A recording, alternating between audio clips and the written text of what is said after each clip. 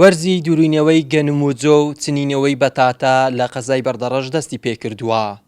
ئەمساڵ بەرهەمی گەنم لە قەزای بەردەڕەش لەگەڵ ساڵانی ڕابردوو بەرهەمی گەنم و جۆ زۆر زیادی کردووە. زیاتر لە 200,000 دۆنم زەوی لە گەنم لە سنووری قەزای بەردەڕەش چێندراوە. پێشبینی دەکرێت بەرهەمی گەنم لە بەردەڕەش ئەمساڵ بگاتە 90,000 تان.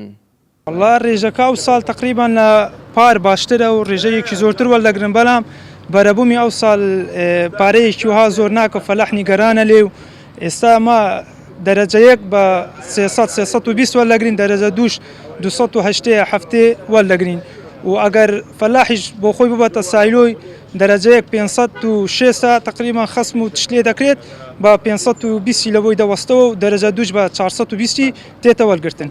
زیاتر دەینن لە ناو شێ دەفرۆشن، چونکە حکوومەتی عێراق گەلێکی باوڕی نییە، پارەکەی تاخیر دەکرێت و پارەی هێشتا 2014 و 15-16 لەلایەن حکوومەتی عێراق نەهاتیتە وەرگرتن. بەڕێوەبەری کوشتتوکاڵی بەردەڕەشی ژامەژە بەوە دەکات جوتیارانی بەردەڕەش دەتوانن بەرهەمی گەنمی خۆیان ڕادستی سایلۆ شێخان بکەن، بەڵام ئەوەی جێگەی نیگەرانی جۆتیارە کەمی وەرگرتنی گەنمە لەلایەن سایلۆ شێخان کە حکوومەتی عێراق بڕیاری داوە 27,000 تەن لە گەنمی جۆتیارانی بەردەڕەش وەربگرن. لە سنووری قەزای بەردەڕەش هەرکەوتی جوگرافیای شوێنێکی گونجاو و لەبارە بۆ هەر چاندنی هەر بەرهەمێکی کشت و کاڵی لەو بەرهەمانە کە لە قەزای بەردەڕەش تێنە چاندن سەرەکی ترینیان گەنمن، ساڵانە نزیکەی 200,000 دۆنم بە گەنم تێنە چاندن. پێشبین دەکەین بۆ ئەم ساڵ نزیکەی 90,000 تان گەنممان هەبێتن بۆ جوتیاران دەتوان تەسمیلی سایلۆ شێخانی بکەن، بەڵام بەداخەوە نزیکەی 27,000 زیاتر لێمان وەرناگرن، ئەوش لەبەر ئەو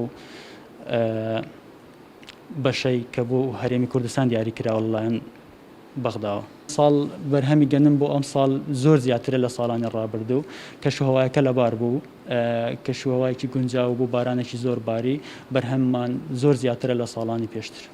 جۆ نزیکەی 25,000 دۆنم بە جۆ تێتە چاندن لە سنووری قەزای بەردەڕەش، بەڵام هیچ بەرهەمیان لێ نایەتە وەرگرتنەوە لەلایەن حکوومەتەوە، تەنها بوو بەشی ناوخۆیە و بۆ عەلەف و ئەوە بەکاردێنرێت.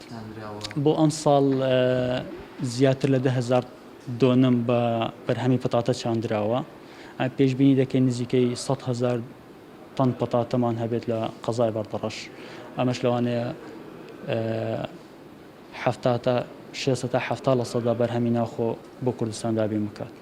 ئەمساڵ حکوومەتی عێراق بڕیاری داوە 390,000 تۆن گەنم لە جۆتیارانی کوردستان بە نرخی پاڵپشتیکراوی وەربگیرێت. بۆ هەر تەنێک پلە یەک 506,000 دینار و پلە دوو 480,000 دینار و پلە سێش 420,000 دینار دانراوە. محەممەد جەلیل، کەناڵی بادینان، بەردەڕەش.